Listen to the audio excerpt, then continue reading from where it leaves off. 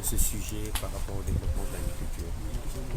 C'est un sujet très, très important puisque l'agriculture en Afrique, c'est vraiment la base de notre développement, en particulier l'agriculture familiale, qui est menacée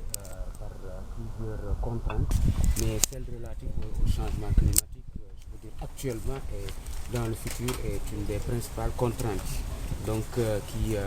menace justement la survie et la viabilité de cette agriculture familiale. En plus d'autres contraintes qui sont connues au niveau de la fertilité des terres, du niveau de productivité de cette agriculture, mais au niveau aussi de la commercialisation avec des prix qui sont fixés par d'autres. Et donc pour pouvoir nourrir nos populations, vous savez, nous sommes dans une expansion démographique, il y a de plus en plus de gens, et donc il est important de voir comment cette question de l'alimentation, une alimentation saine de qualité, peut être résolue de manière à toucher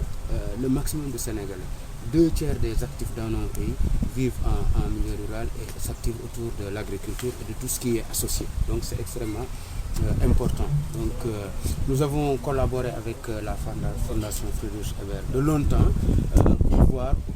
comment au cours du processus de Rio, du sommet de Rio, avant, pendant et après, nous pouvons apporter une plus-value à ce que font les gouvernements, notamment en capitalisant et en amenant les acteurs de la société civile, les acteurs les acteurs étatiques, ceux de la recherche, à s'associer pour voir quelles sont les solutions qui s'offrent pour l'Afrique. Donc cette conférence-ci